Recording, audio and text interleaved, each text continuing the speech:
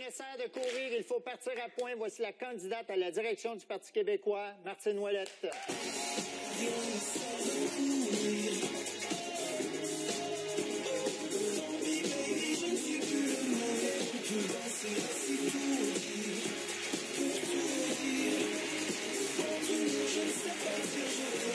Martine Ouellette, bienvenue à tout le monde. Première question, connaissez-vous Neil Young, Paul McCartney? Oui. Vous avez officiellement lancé dimanche dernier votre course à la direction du Parti québécois devant plus de 400 sympathisants issus de tous les milieux et de toutes les origines. Le thème de votre campagne est « Oui, c'est vrai ». Oui, c'est vrai qu'on n'aurait jamais dû déclencher les dernières élections. Oui, c'est vrai que les jeunes nous suivent plus. Oui, c'est vrai que j'ai pas grand chance de gagner si je me fie au sondage. Oui, mais les sondages, là, en politique, là, ça change beaucoup. Entre le début d'une campagne et la fin d'une campagne, et je peux vous dire, je suis assez bien placée pour en parler, et ça dure juste un mois de campagne. Là, on a 3 mois et demi devant nous, et il faut faire attention aux sondages. C'est déjà commencé depuis 2 mois. C'est ça, mais il faut faire attention aussi. Les sondages ont été réalisés sur la population en général, et les membres du Parti québécois, faire un transfert du 1 pour 1, je pense qu'il faut être prudent, mais il peut encore se passer beaucoup de choses. Mais oui, c'est vrai quoi? Oui, c'est vrai que le Québec a tout avantage à devenir indépendant. Rester à l'intérieur du Canada, c'est du recul décision après décision. Le Québec indépendant, on serait, parce que plusieurs nous disent, au niveau économique, c'est pas viable, on serait pas capable. Non, non, on serait le 27e pays sur 194. Puis à côté de nous, il y a la Grande-Bretagne, 26, et l'autre côté, la Nouvelle-Zélande. Moi, j'ai jamais entendu personne dire que la Grande-Bretagne n'était pas viable économiquement. C'est clair que le Québec est capable. Mais à 28 d'appui pour la souveraineté, vous pensez qu'une majorité de Québécois voudrait vraiment faire la souveraineté d'ici les 7 prochaines années, là, dans votre prochain mandat? On est à ce pourcentage-là, puis d'un sondage à l'autre, ça varie, alors qu'on n'a à peu près pas fait de promotion. Et l'appui à l'indépendance est même plus élevé souvent que l'appui au Parti québécois. Donc, moi, je pense que... Mais ça vient plus des vieux que des jeunes, Mme Ouellette? Bien, il y a du travail à faire. Effectivement, les jeunes, il y en a plusieurs qui étaient même pas nés en 95. Puis depuis 95, quel travail s'est fait pour documenter? Parce que dire oui, on veut un pays, c'est pas suffisant. Il faut documenter, il faut préparer et il faut après ça se mettre en mouvement. Puis il faut que le Parti québécois arrête de travailler en vase clos. Mme Ouellette, vous proposez la souveraineté du Québec pour un développement économique intelligent, pour combattre l'austérité par la solidarité et l'indépendance, pour redonner de l'oxygène aux familles du Québec et pour développer les régions. Vous mettez donc tous vos œufs dans le panier de la souveraineté. Mais si les Québécois votent non à la souveraineté, votre programme politique ne tiendra plus? Bien, on peut réaliser un certain nombre d'objectifs, sauf que si le Québec n'a pas voix dans les forums internationaux en termes de développement économique, de relations internationales, de signature d'accords internationaux, les changements climatiques là, fin 2015, c'est le Canada qui va aller représenter le Québec. Le Canada va aller défendre le pétrole des sables bitumineux, puis le Québec, nous, on a de l'électricité verte, on a une expertise incroyable en électrification des transports, mais on ne parlera pas. Parce qu'on n'est pas un pays, on n'est rien qu'une province. Donc, c'est sûr que ça a des limites. Déjà, au Québec, on a essayé de pousser au maximum les limites de la province, de l'État-province. Si on va aller plus loin, bien, ça nous prend tous nos outils, tant pour les relations internationales dans le contexte de mondialisation, de globalisation actuellement, que même pour des décisions plus sur des politiques sociales. Quand Ottawa décide le registre des armes à feu, qu'il met de côté, qu'il n'en veut plus, mauvaise idée. On s'est dit, OK, nous autres, on va garder nos données parce que nous, on pense que c'est important. Ils ont le culot de nous dire non. On a payé... C'est surprenant venant de Stephen Harper. C'est surprenant, hein? C'est pas ça d'habitude. Et là, il faut qu'on les poursuive en cours pour avoir nos données pour lesquelles on a payé plus d'1 milliard, trop cher, mais quand même. Puis là, on va payer des avocats de Québec puis des avocats d'Ottawa pour avoir accès à nos données. Puis le registre des armes à feu, là, ça vient de où, ça? Ça vient du Québec. Ça vient de la tragédie de Polytechnique. C'est nous qui avons voulu avoir ce registre-là. Et là, ils refusent qu'on ait nos données. On va accepter ça encore combien de temps de se faire dire non comme ça? Quel est le chef dont a besoin le PQ? Pas le futur premier ministre dont on aurait besoin. C'est le PQ là, qui cherche un chef. Là. C'est le PQ qui a 4 mois pour nous dire je pense que c'est moi qui va amener mon parti plus loin pour votre bien. Là, vous nous avez parlé de notre bien, là, mais le parti, il veut quoi, lui? Le Parti québécois a besoin d'une chef qui rassemble large. L'ensemble du mouvement souverainiste indépendantiste, il faut être capable de parler avec les gens de Québec solidaire, avec les gens d'Option nationale, avec les gens du Parti vert. Il faut être capable de convaincre les voteurs de la CAQ.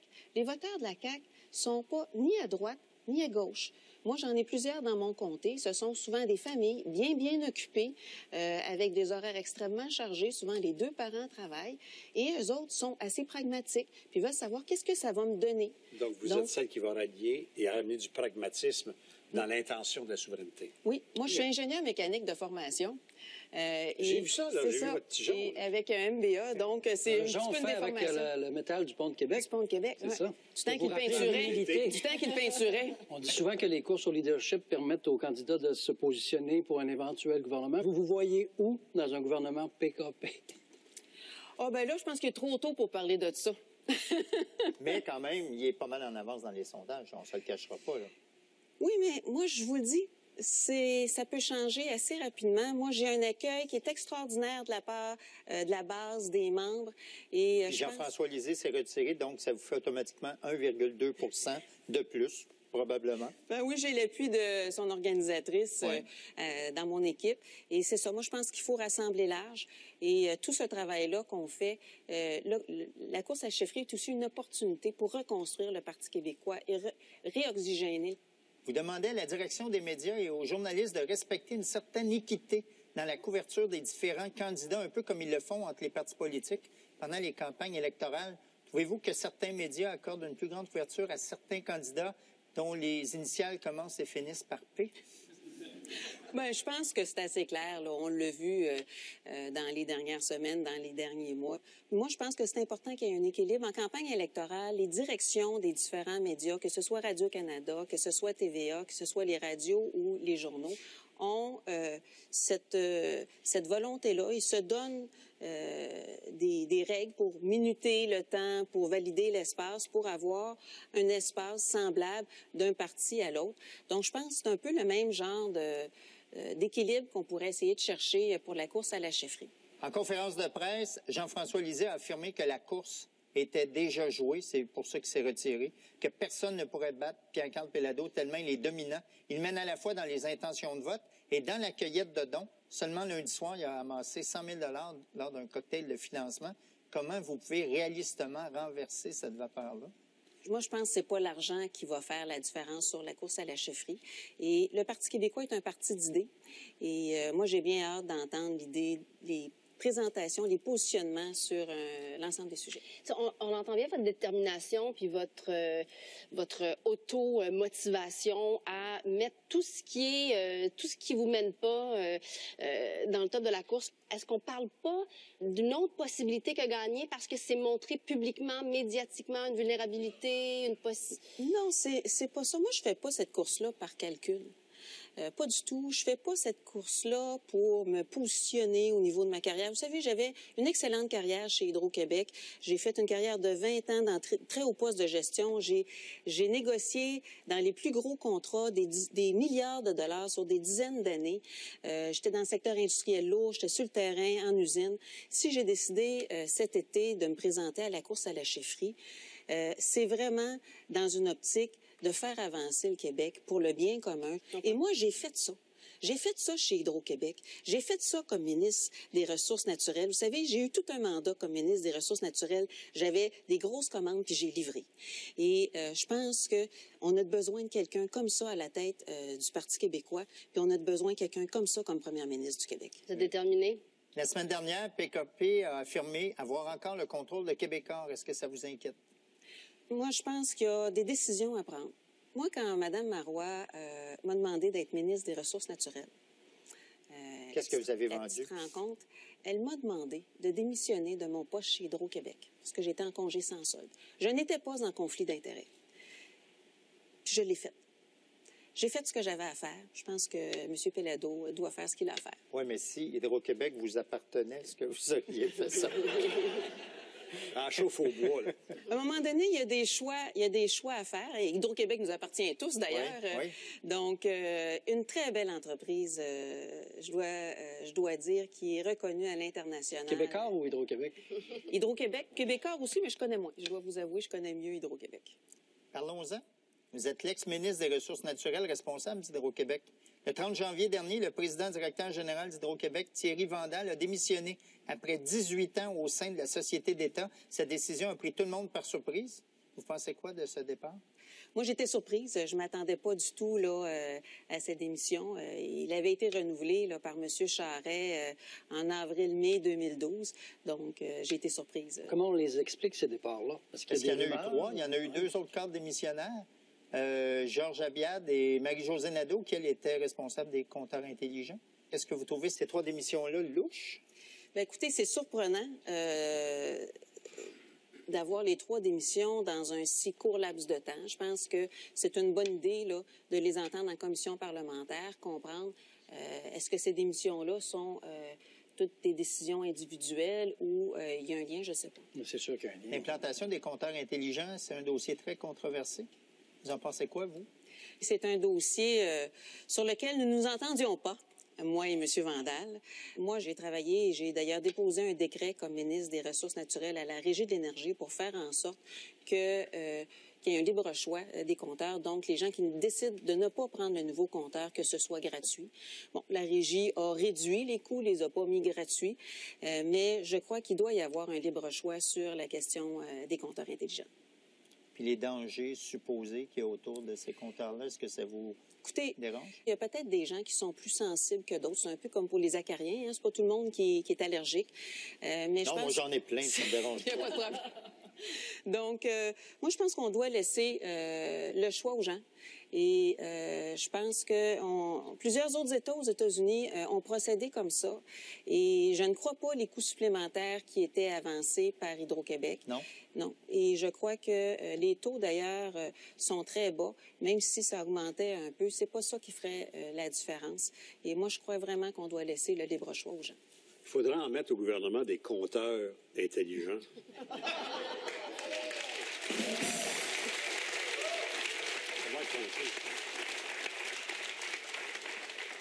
Merci, Sol. Ça fait plaisir à l'arc. La semaine dernière, on a appris qu'une société d'exploitation pétrolière avait réussi pour la première fois à pomper du pétrole en sol québécois à un débit suffisant pour permettre une industrialisation. Le puits est situé en Gaspésie. Son débit de production, 161 barils par jour. Est-ce que le jeu en vaut la chandelle? Le puits dont il est question, c'est des puits qui sont à la proximité de municipalités. Et moi, je pense qu'avant d'aller trop vite, on devrait avoir plus d'informations. Pourquoi ça vous fait peur? Bien, il y a des gens qui vivent à proximité. Il y a des sources d'eau potable. Donc, moi, je pense qu'il faut s'assurer que les impacts, parce que toute activité industrielle a des impacts là, environnementaux, là, mais il faut s'assurer que les impacts sont acceptables. Mais 161 barils par jour, est-ce que c'est un gros débit? Je sais pas. Non, c'est pas un gros débit. Non? Donc, les retombées économiques, c'est pas... Bien, c'est sûr que pour une entreprise, ça a de l'impact. C'est pas pour rien qu'ils investissent. Oui. Mais c'est pas le Klondike, là. En 2013, le gouvernement Marois a adopté des mesures obligeant les compagnies minières à rendre publiques de nombreuses données telles que la quantité et la valeur des richesses naturelles du sous-sol québécois et les redevances versées.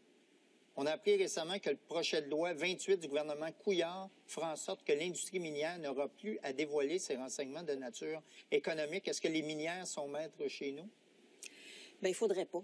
Il faudrait pas. Et c'est moi qui avais inséré ces mesures-là de transparence dans la nouvelle loi sur les mines. Des mesures de transparence, aussi de pouvoir exiger de la transformation parce que ça crée de 3 à 4 fois plus d'emplois que la simple extraction. Et ce qui est assez paradoxal, de la part de ces mesures-là que le gouvernement de M. Couillard a inséré dans le projet de loi 28, c'est que les minières l'ont même pas demandé. Puis même elles disent non, on en veut de la transparence. Donc c'est vraiment surprenant, là. Vous êtes ouvertement social-démocrate et vous êtes dans le PQ pour cette raison-là. On jase, là. Supposons qu'un de vos adversaires, qui, lui, a un programme nettement moins social-démocrate, gagne. Allez-vous l'appuyer? Moi, je suis dans le Parti québécois depuis 28 ans. Oui, depuis avant votre naissance, je crois. Oui, c'est... Vous étiez là avant qu'il soit fondé. Non, parce que le Parti québécois est quand même une histoire plus grande que ça. Mais j'en ai vu passer des chefs au Parti québécois. Et j'ai des collègues qui ont fait d'autres choix, mais moi, j'ai toujours trouvé que c'était le meilleur outil. Moi, je suis arrivée en 87-88. J'ai travaillé certains dossiers en environnement. Dans ce temps-là, on ne faisait pas de recyclage. Mais moi, j'ai écrit la politique de gestion des déchets dans le programme du Parti québécois qui est devenu la politique de gestion des déchets de 94. J'ai travaillé avec Bernard Landry, Guy Chevrette, la politique énergétique qui est devenue la politique énergétique de 96 du gouvernement du Parti québécois. Puis, à la suite, j'ai écrit le chapitre sur l'eau dans le programme du Parti québécois qui est devenu la politique nationale de l'eau du Parti québécois. Donc, c'est important de pouvoir travailler à l'intérieur du parti pour faire avancer les dossiers. C'est ce que j'ai continué à faire comme députée et comme ministre, et c'est ce que je vais continuer à faire, j'espère, comme chef du Parti québécois. Merci beaucoup, Mme Ouellette. Merci.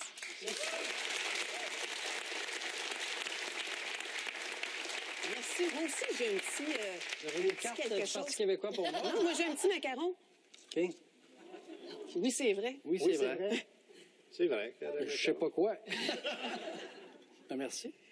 Mon petit doigt me dit que vous êtes juste trop solidaire pour le PQ. Sachez que si une chanteuse peut se tromper d'avion, une politicienne peut aussi se tromper de parti. Je ne crois pas. Merci beaucoup, Mme Ouellette. Vous restez avec nous.